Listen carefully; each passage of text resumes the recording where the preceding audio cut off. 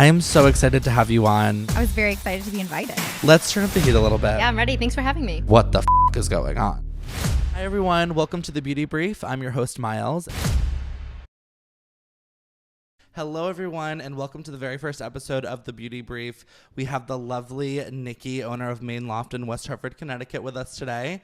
And we are going to dive into some juicy stuff and also what it's like to be a business owner and talk about the industry a little bit as well. So with that being said, let's dive right into it. Are you ready? Yeah, I'm ready. Thanks for having me. Of course. I'm so excited. So tell us a little bit about like you getting started in the industry. Like, what's your why? How did you get into it? Where'd you go to school? Give me all the tea. So I went to cosmetology school in 2008, just like 3 months out of graduating high school.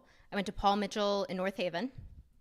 And I have like two salon stories of like my stardom. So like the first one was at like a high-end salon. It's called OG. There's like several different locations. I've heard of them, yeah. Yes. So I assisted the owner, and it was a dream to be like in a high-end salon. But the thing is, he didn't really have like a training like structure. So I would just pass foils all day. I wasn't learning anything. I felt kind of like, I don't want to say a little bitch, like not that has nothing to do with him. It has everything to do with me. Yeah. But yeah, I was eager to like get started and learn.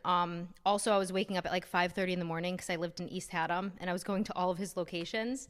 So the grind is real. The grind is friggin' real, and it does take a special person again to be a salon owner. So that's where you got your start. Is like you were hungry for it. Yeah, very true.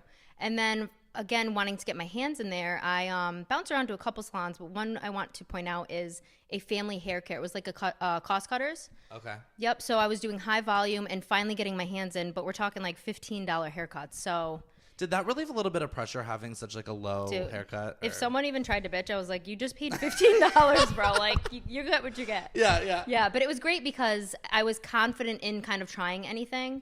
And I actually made really good money. I was young, so I wasn't like too exhausted, but I was trying a lot of things, you know? Right. So I wouldn't take that. I think that's so important too, like when you're first starting out to do like a bunch of stuff, like not just like one little niche thing, like learn the men's cut, learn the bob, learn the pixie, and then you can start to fade out of that. I couldn't agree more.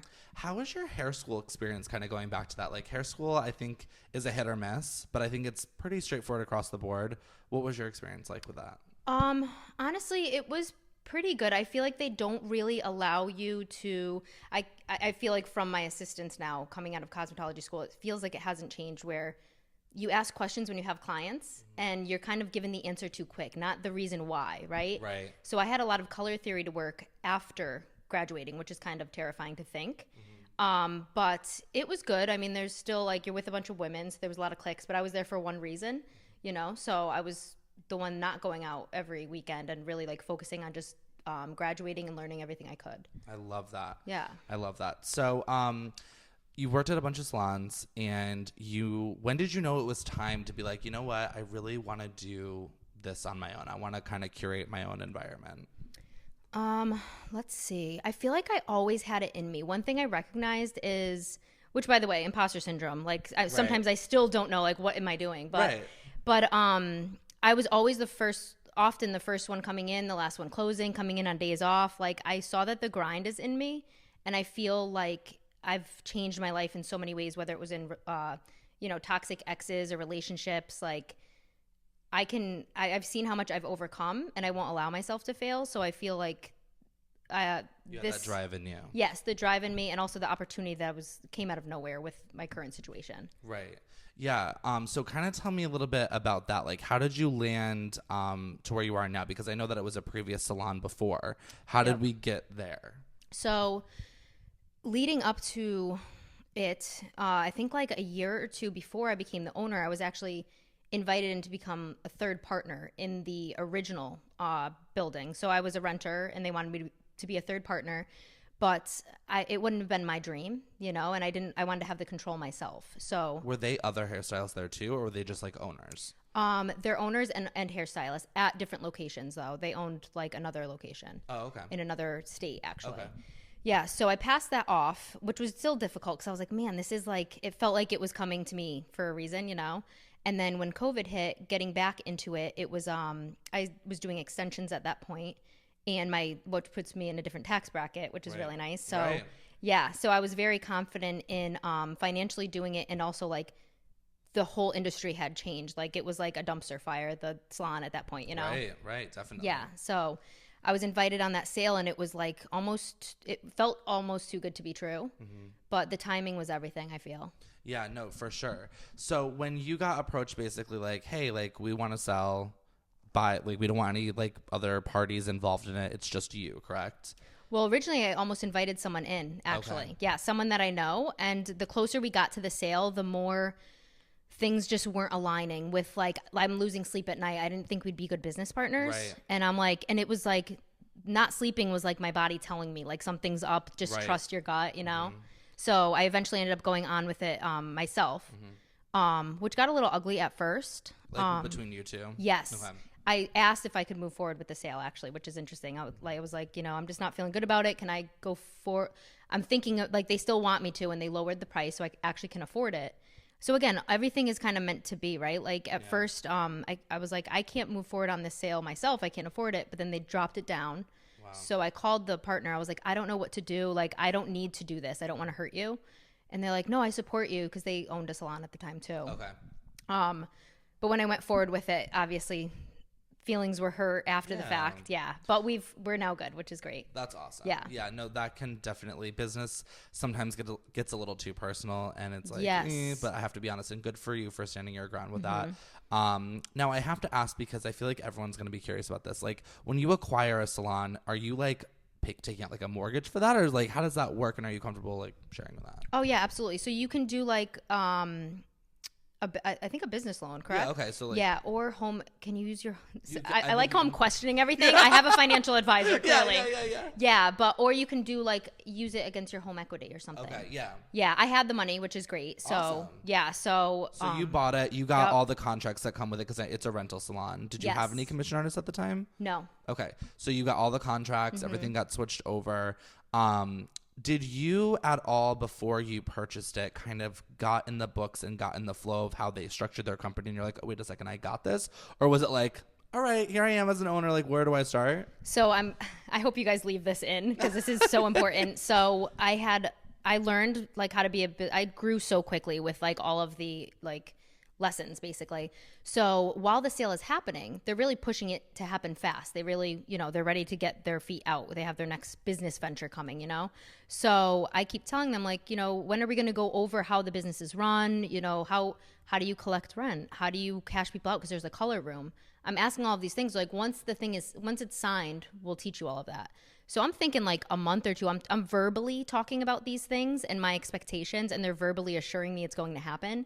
Nothing that is not written counts, matters. Ever. Dude. So I signed this thing, and they text me. They're like, hey, we're going to be in collecting whatever I didn't purchase in the color room. We're going to be there Sunday for like 2 hours.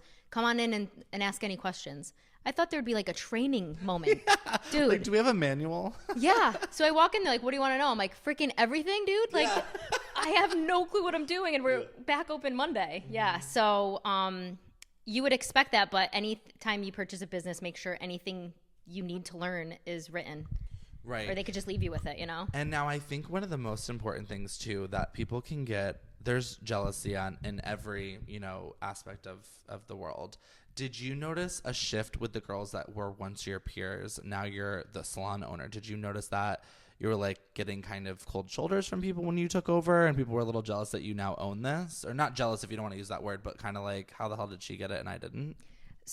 That's a good question. I feel like I didn't recognize anything off the rip. Like I did right off the rip lose one person, but that's fine. But was it because you were taking over, or they were just like ready to go? I'm not quite sure. I mean, it was kind of a shit show in the beginning, as far as like I invested it in Oribe line. You know how big that line is? So for a while there's boxes that like I'm waiting for the rep to come in and empty them, but they're walking around boxes. Like things are not going to be perfect. It's just going to be a little messy at first, you know? So I lost one, and then everyone, I actually am very grateful for the next 3 years. Like I just now lost a few of the girls that I purchased the business with, but the fact they wrote it out for 3 years. Yeah. We like restructured a little bit. We went through a lot of things, but I think that's so important because they saw what it used to be and what you're trying to get into, and that definitely helps mold. I think, something with my business is I talk with my girls like, hey, what's working, what's not working, and I hear them. I don't just like say like, oh yeah, we'll talk about this. Like, what do you know about it? Like, it's like, no, tell me, like you're on the front line. Yeah. So you got that advice from them, and that kind of helped you shape it a little bit, would you say? I didn't really get advice from them, but I maybe pivoted. Like what they needed. Yes, a little bit. I pivoted and like they accepted it. They're getting, once I changed the name and like got a website, like the website helped us out so much, and my marketing, they were seeing it because they were getting all the clients, so they were seeing the changes and it was filling their pockets as renters. Right. So I think they respected that.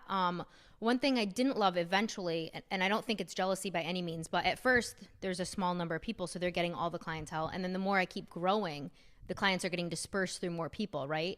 And mind you, we're rental. I don't have to be giving clients. At all. At all, period. Yeah. When you're a business owner, it's your job. Yep. So I would, now and then, the last like year probably, have to remind them, because I would hear happy hour would turn into a bitch fest of who's getting all the clients. Or sometimes how do I have so many extension clients? I must be taking some from the phone. Like it's so exhausting. And that's something that's like really not talked about, is like the hand holding aspect of it. Like that's why so many people jump into rental and they just shouldn't, because they don't get the full picture of it. And it's a perk.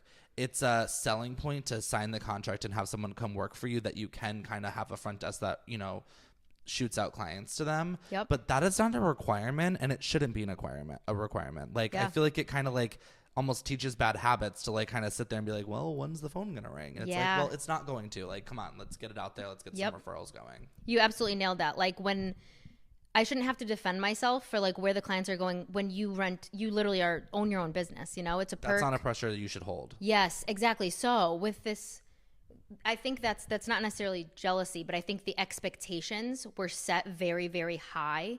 And with the demand and filling chairs, I think eventually I gave too much in the beginning, that I think eventually it bit me in the butt, like owning the business and already have been on the same level as them, which, by the way, when I say level, I don't think I'm above, but I'm saying like then having to manage in a way, I think there was always a gray area. So 100%. Yeah.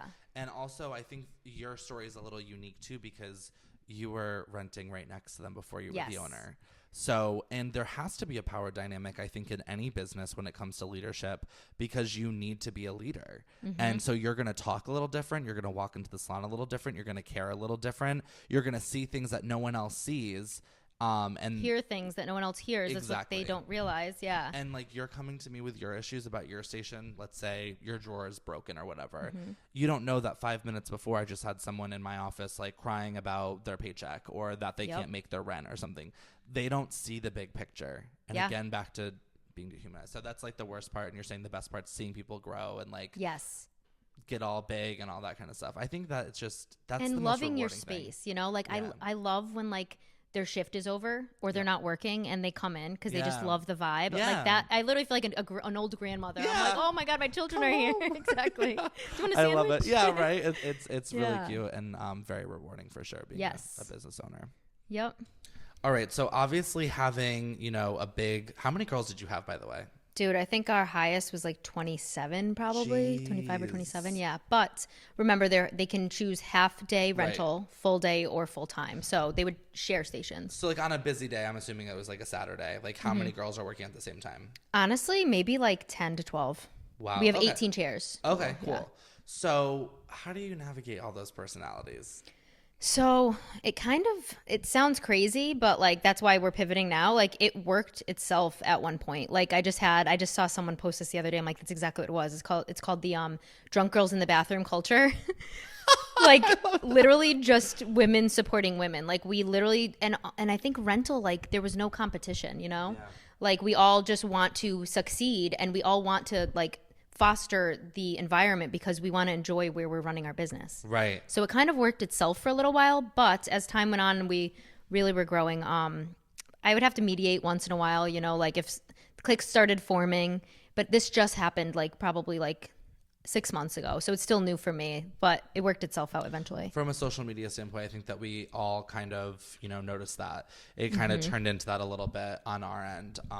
Like, cause everyone like goes online and like sees what's going on at these salons, and it's like the big topic. And, you can tell when people start shifting in corners and things like that. But, that's a lot of personalities. I mean, how many people do we have here? Like 15 between all the renters and commission, and there's a lot of mediating involved with it, and sometimes you're just like, come on, let's not do this. But at the same time, it's never like, you get it, it's never like too crazy. I think eventually I was over mediating. I think looking back, like I was really trying to make sure no one felt left out. Like I was very bullied in high school, and I'm noticing like I really am like, I don't know, not triggered, but I'm protecting people. And I think maybe I should back off a little bit, and people have to learn their own lessons. I don't know. I'm still learning, as you can say. I think that is something you just said it right. I think that, we get involved because we're passionate about our business. We're passionate about the people that work for our business. We want to see everyone do well.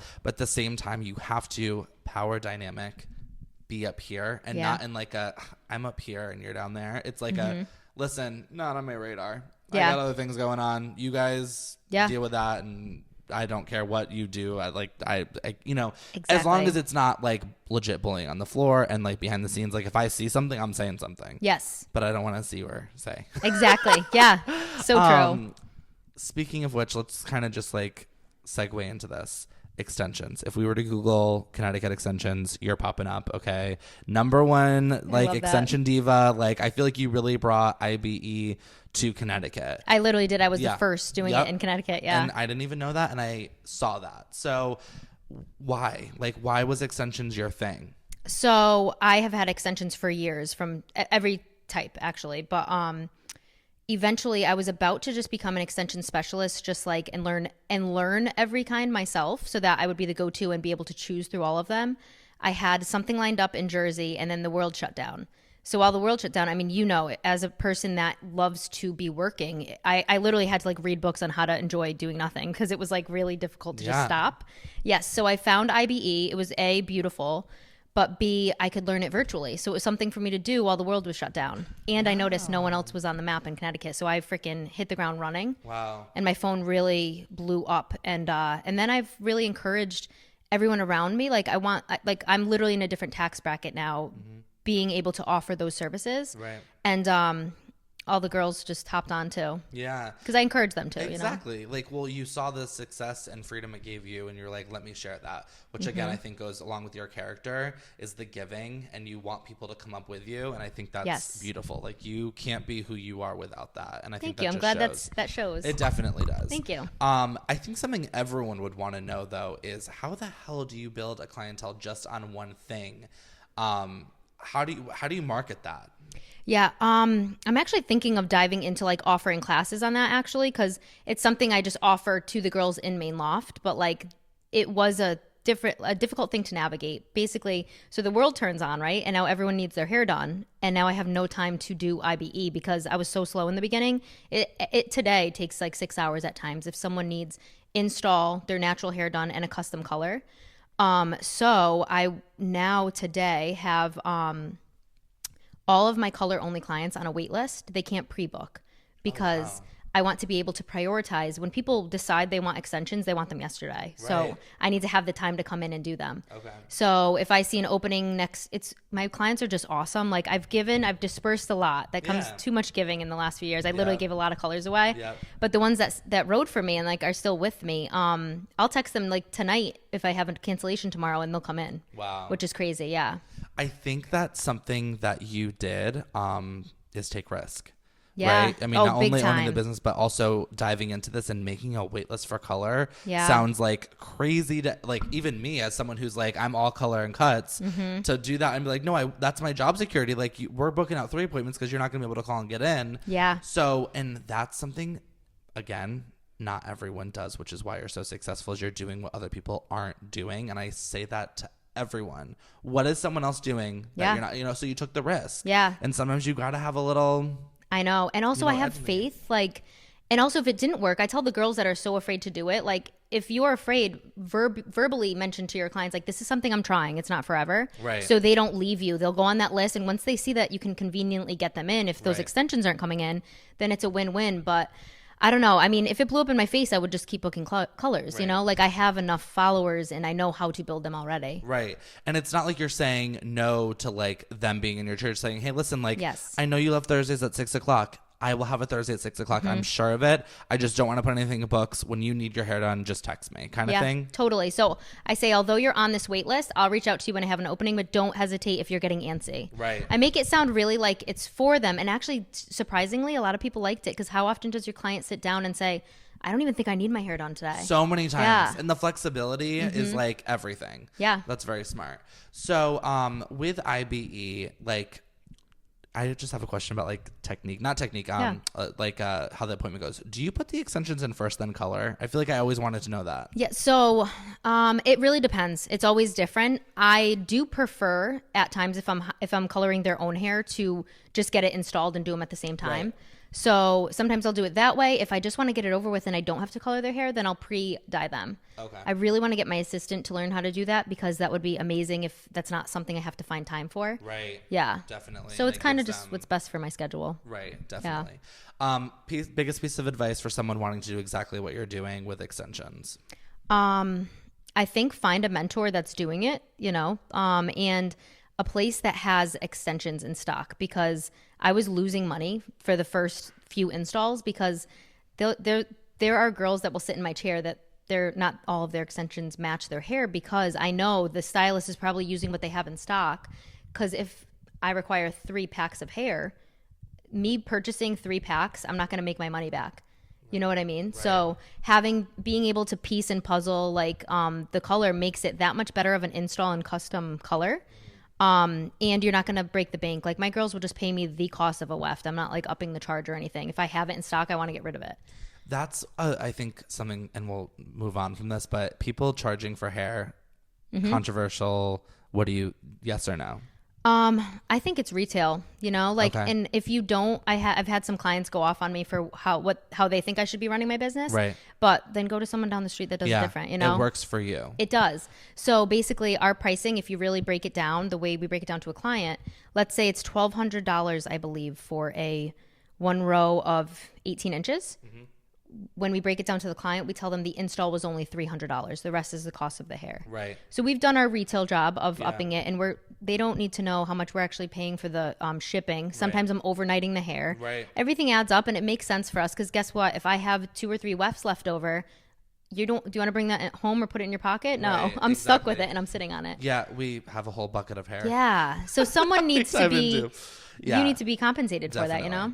And yeah, exactly. And not to mention it's another avenue of income for you. Yes. Because you need that if you're just diving into extensions. So pretty cool. Yeah.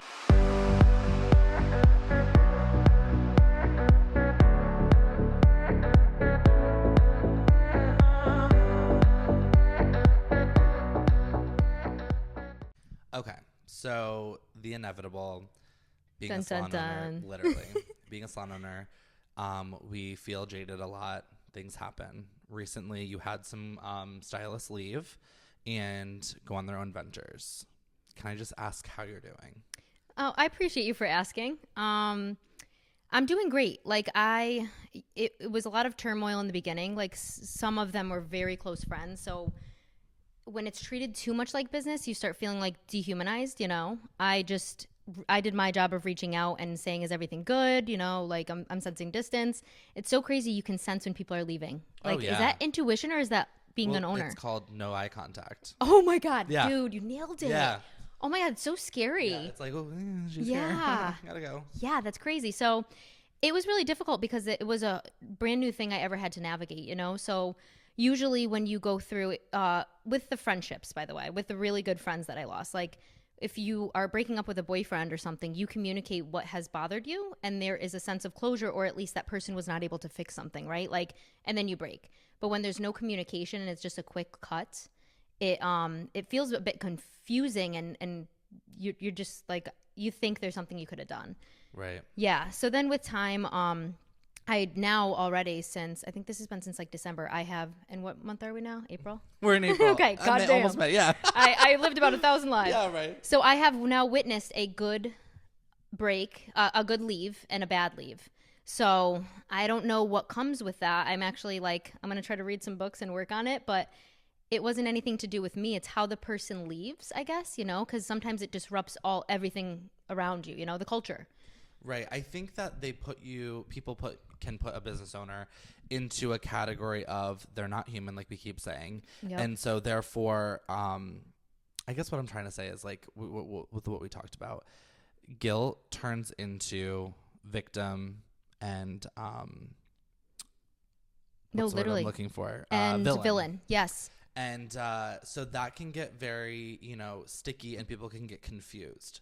And then you suddenly are like, feeling like what, like you just said, like, what the hell did I do so wrong? Yes. Like, why didn't I deserve the respect of just being like upfront about it? Mm-hmm. And I'm not your commission salon owner. Your clients aren't my clients. And not that it's commission, you know what I'm saying? Like, so that must have felt a little weird to you. Like, hey, wait a minute. Like, you own your business within my business, but like, I still want you to be good. So like, why couldn't we have just talked about it? And when I'm asking for feedback, I'm your landlord. Like, I want to, and you guys are my friends. Like, please let me know, even if you're uncomfortable, text me if you don't feel comfortable verbalizing it. But I want to know if there's anything I can work on. I hear everything's good. And then I hear from people outside of my salon how much crap is being talked, you know? Thankfully, I'm just a big communicator. And most of them I have realized, like, we could fuck up and you could say that stuff. But it is so interesting, just humans, you know? Like, I keep trying to figure it out. I saw a therapist after because I was just... Imagine just like your man or woman breaking up with you and just literally just not saying anything. Like I felt like I was canceled. You know what I mean? Right. And no, it 100% is a form of cancellation. So I think something that people forget, like friendships are not, okay? Like you can be so happy for someone. You're still running a business. Mm-hmm. You still have bills to be paid. So it's not going to be like, oh my God, yeah, you're canceling I don't know how much your contracts are, your $12,000 contract. Party on. It's like, okay, listen, like I get it. Is there something I'm doing? Is that why you're leaving? Or are you leaving because you just want a different vibe change? You want to, maybe feel like you were, getting your hand held too much and you want to blossom, which I think is a great reason to leave if you feel codependent on your salon owner. But I think that people forget, like, you are still running a business. So you're allowed to be a little emotional about it. You're allowed to have 10 minutes of not taking it good because it's the pressure of the bills and the what people are going to think, the cancellation of it, like the narrative out there. Do you know what I mean? You're so right. Some of the girls with the last leave were like, I feel so bad that I'm the reason, like they brought up finances. And it's so funny. I even responded. I'm like, money actually never really, like it's stressful building up, but it's how are you going to treat me? How are you going to like put this on social media? Like I felt like I deserved more at times with the leave on social media because I know what we have done in the back room and we've said, oh my God, did you see all those people are leaving? I wonder what's happening. Yes. Yeah. So if I'm your friend, do you want to see me holding a freaking sign, a cardboard sign saying like, I need food? Like, do you not care enough to just give me that? Right. So it's tough. At one point, you're there for them and you're posting on social media for them. This can be a little controversial, what I'm about to say. And maybe it's not, but to me, maybe it's like, well, you don't need that. It's almost like we're human. So we need some validation every once in a while. And when I see people's posts, and I know for a fact, a couple salon owners, whether they know that I know this or not, I've heard this happen and heard them say this, that it's like, damn, why couldn't they, when they exit, they have a little post about how, thank you so much, Nicky, thank you so much, Mane Loft, for giving me the tools to be able to do what I'm about to do. Because without you, that phone wouldn't have rang. Right? Yeah. That station wouldn't have had clients in the chair. I wouldn't have guided them into a different tax bracket with IB. Even though I'm not a puppeteer. You guys have done the work yourself. But I think words of affirmation would be kind. You're not taking that away from them by saying that. I want you to know that you gave them tools, point blank, period, that they wouldn't have before. Totally. So to have that recognition of just like, hey, Nick, and I think that's where the narrative on social media comes into play. Like, oh, they didn't mention the salon owner. Yeah, they didn't mention their last salon. What the fuck is going on? Yep. And to kind of curve that and protect you in a way, because you protected them just being a salon owner. Where were you? Did you feel that?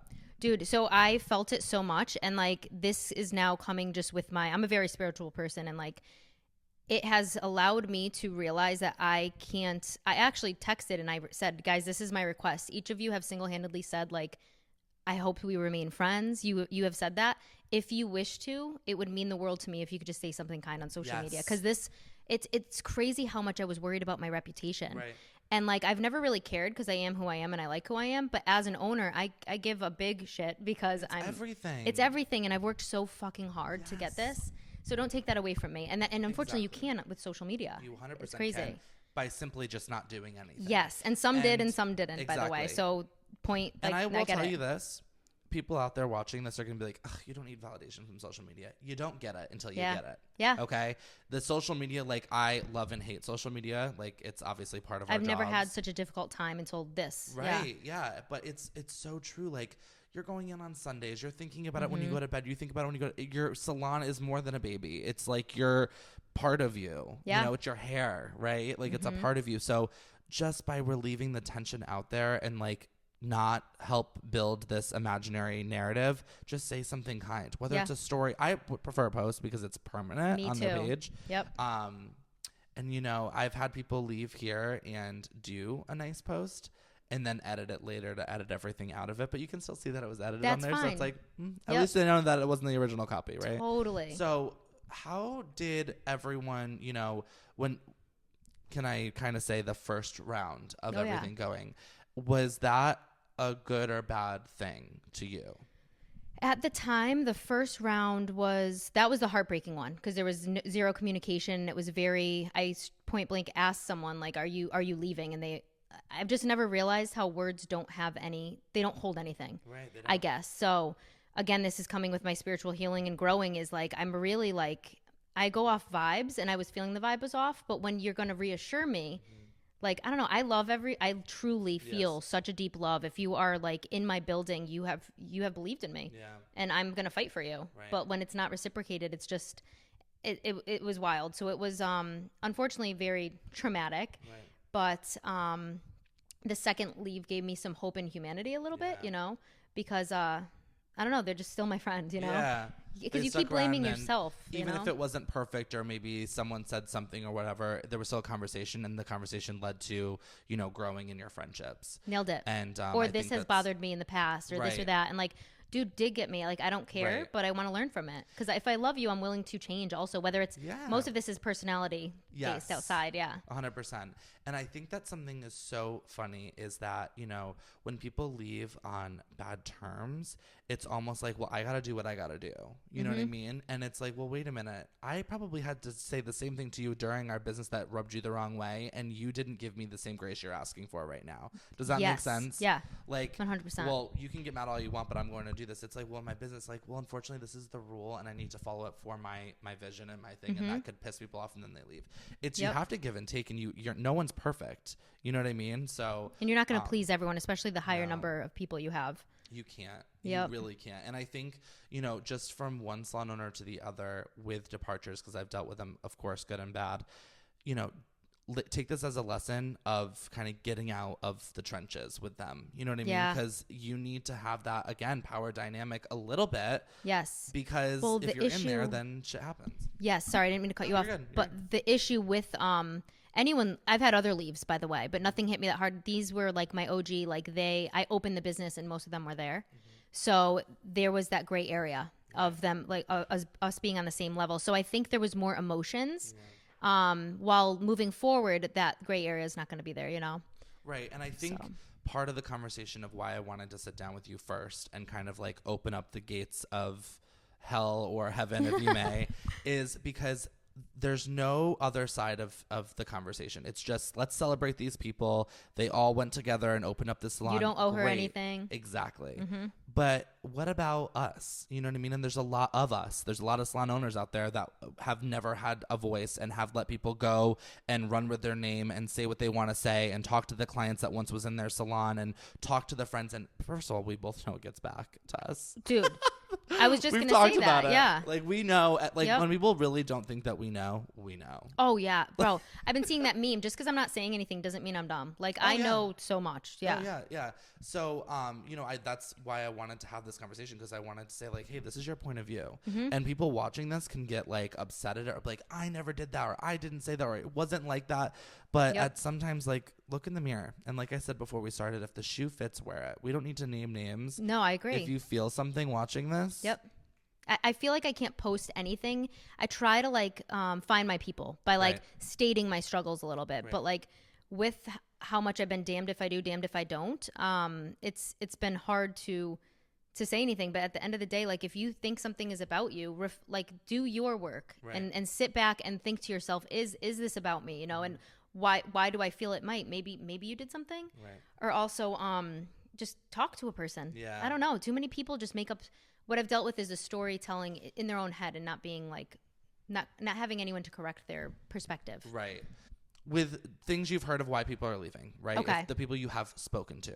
Yep. Is there something that was a common thing where you're like, damn, you want to know what? I could have brushed up a little bit on better, and thank God this happened because I learned that lesson. Yes. So, but it's interesting because the only people that were bothered with it were the OG people. So I think it was something that I changed, basically micromanaging. So I like the trays to be in the back room when everyone's done. So the next person that comes in, it can be a clean salon. And I would notice the new girls would just do it. I said it once, they do it. But the people that have been there for years, it's different for them and they wouldn't. 100%. Yes. So that was something hard to navigate. And the micromanaging also, like people would text me and say how slow they are. So instead I would just, remember we were talking about feminine energy? I'm trying to lean into that. Mm-hmm. I was quickly problem solving when my girls were venting to me about being slow. Well, did you do this? You do that? I haven't seen you post in like 2 months. Right. I wasn't leaning into all the reasons I bitched to my husband. Like, I just want to be heard. Like, you don't need to answer. Don't give me like, don't solve my problem. Right. I think I'm going to try to lean into that empathy a little more and stop being such a quick problem solver, but ask like, you know, it's so not me. It's not in my personality because I'm more of an alpha, but. I'm going to say something to you. We're always in survival mode being a salon owner. So you're giving them that survival mode conversation. Yeah. It's not that I don't care. It's not that I don't hear you. I'm just saying, like, before we get emotions involved into it and we're crying because we don't have clients, what the fuck can we do? Yeah. And I've had that with assistants where, like, hair will go wrong and they'll come to the back room and freeze and be like, and I'm like, enough.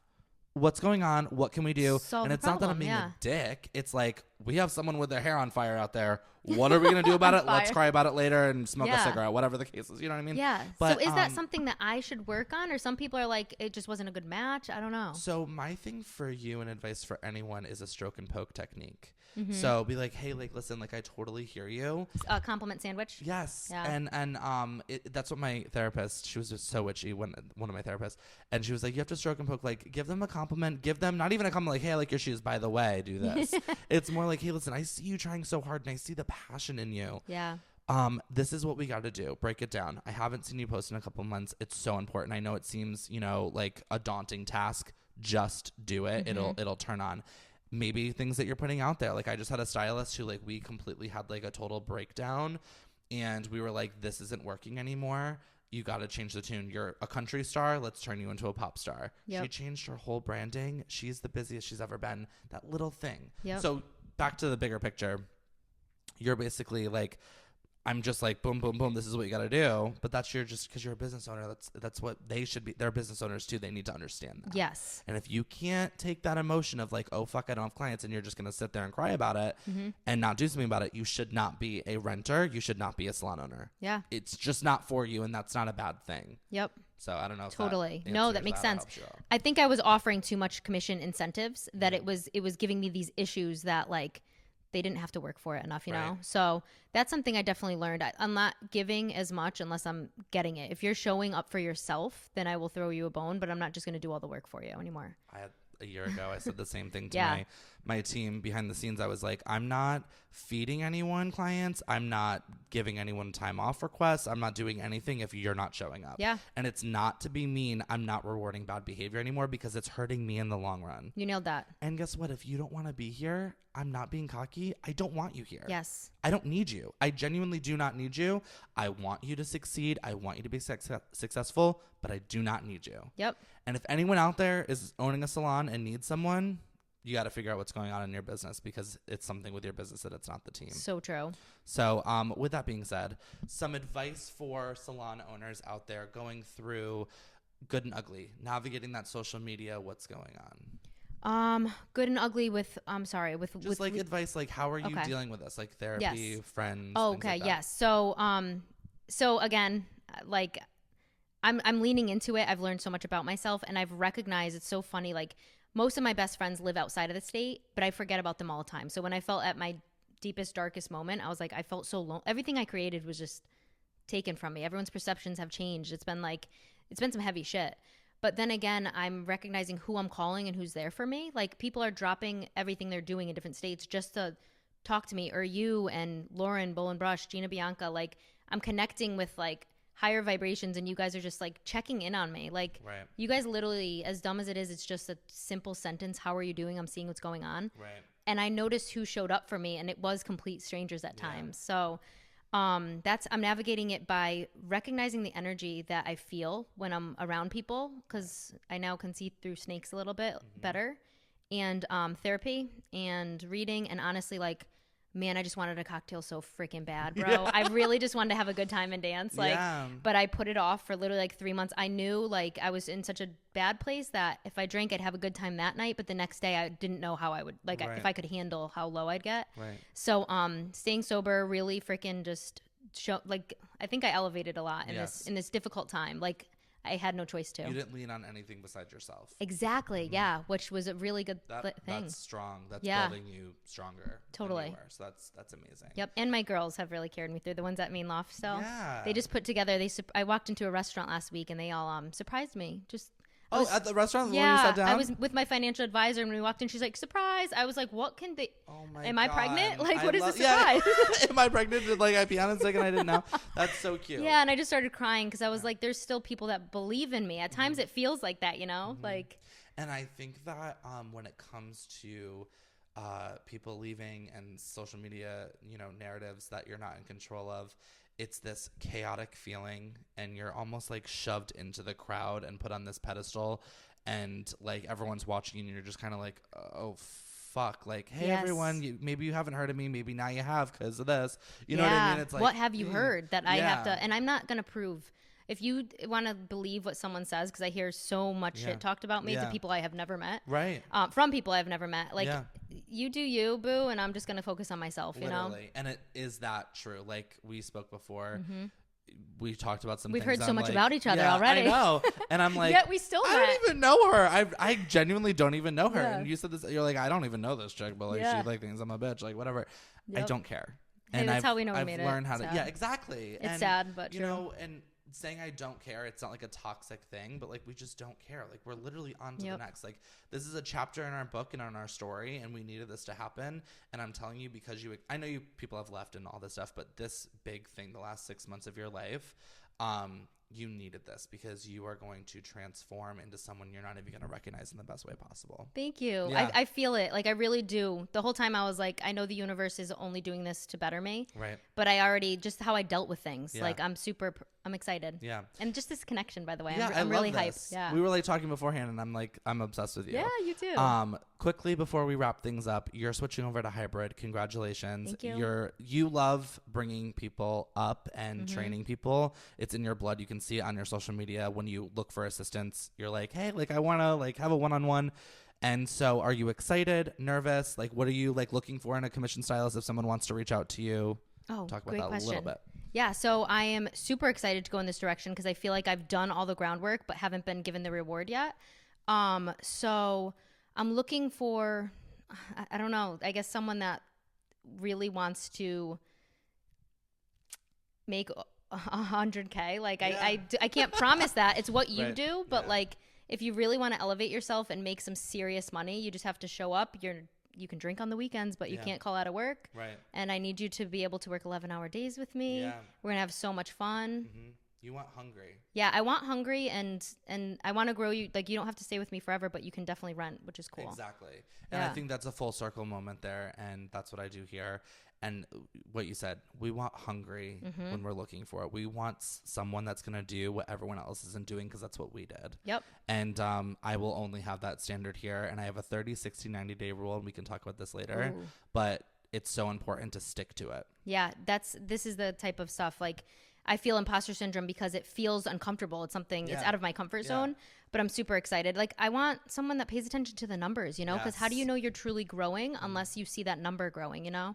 It's the weirdest thing. Whenever I tell my girls, look at your numbers, when they're focused on that, they make more money. Yes. When you're not focused on it, it's like, oh, okay, like I'm not. And when they look at it and they're like, oh my God, if I would have just charged that extra bowl, I would have been in my different commission bracket. Like, there's so many things, and we can talk about that too. But I'm so excited for you because it's so rewarding, and you're already doing it. You're just going to do it on a larger scale now. So yeah, I'm so excited. Congratulations. Thank you. But thank you so much for coming on the Beauty Brief. And this is only part 1. We're going to have you back on because I love chatting with you. And there was so much we couldn't talk about that we want to talk about. So it'll be for next time. I'll be back. I can't wait. But thank you guys so much for watching. And until next time, we'll see ya.